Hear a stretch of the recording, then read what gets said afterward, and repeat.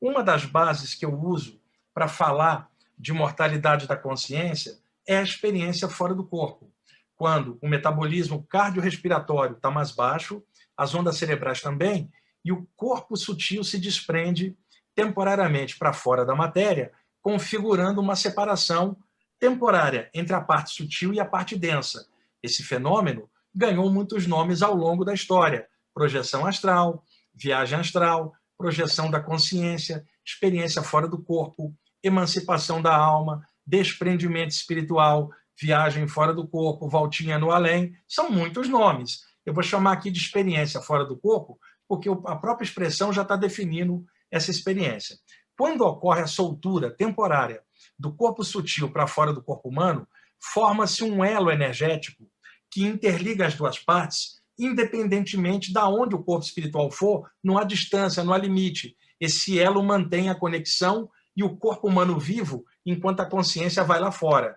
Quando o metabolismo do corpo vai subindo, e as ondas cerebrais também, esse elo traciona e a pessoa é repuxada para dentro do corpo, independentemente do lugar onde ela está, e se ela quer voltar ou não, não tem história. O corpo tem prioridade, puxa, a pessoa tem uma sensação de queda abrupta e encaixa no corpo, às vezes, com um solavanco, né? Então, a diferença da saída do corpo temporária para uma saída do corpo definitiva é a existência desse elo energético que na hora da morte se rompe, mas esse elo não se rompe porque a pessoa saiu do corpo. Não é a saída do corpo que causa a morte, é a morte que vai causar a saída do corpo e a ruptura dessa conexão por causa do corpo ter morrido. O espírito não nasce nem morre, mas o corpo está inoperável naquele instante. Então, o cordão energético se dissolve, liberando a entidade para o lado de lá. O que acontece? Esse conduto energético ganhou muitos nomes ao longo da história.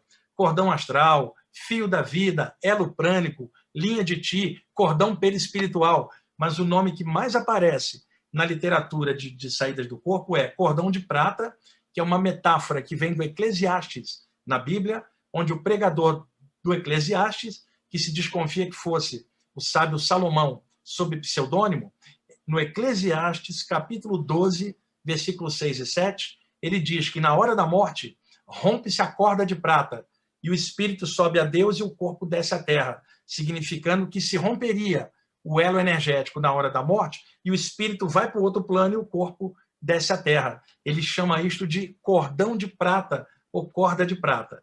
Séculos depois, em homenagem ao pregador do Eclesiastes, os ocultistas chamaram o elo energético de cordão de prata. E é claro que é uma metáfora. Isto não é uma corda, é muito menos de prata. Isso é um feixe de energia.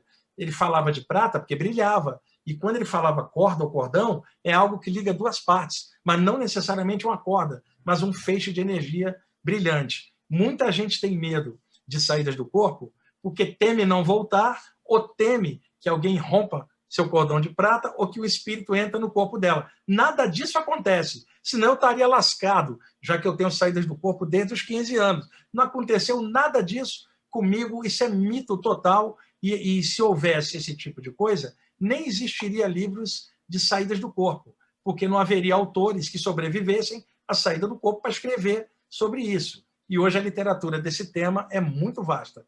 Bom, aqui nós temos o corpo sutil fora e o cordão de prata, né, o elo energético.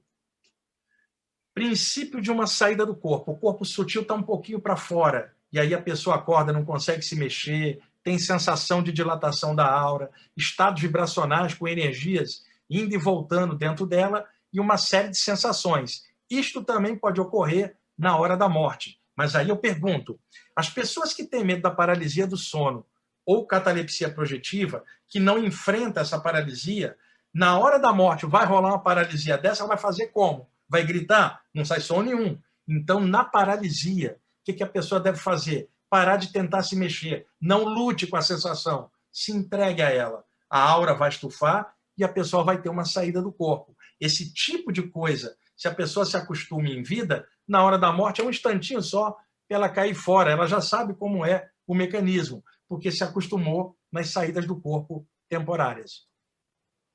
Muito comum os relatos de presença de mentores espirituais que vem buscar a pessoa por uma saída do corpo, né? Ah, meu mentor me tirou do corpo, me levou numa cidade extrafísica, numa colônia espiritual bonita, onde ele me ensinou um monte de coisa. Isto ocorre na saída do corpo temporária. Na hora da morte, a mesma coisa. Uma presença sutil, afim com a pessoa, puxa ela e leva embora. E se essa entidade já puxava a pessoa para fora do corpo e conhece a assinatura energética dela, na hora da morte fica mais fácil ela soltar a pessoa, porque ela já conhece a impressão psíquica da pessoa. Então, todos nós que mexemos com a parte espiritual, principalmente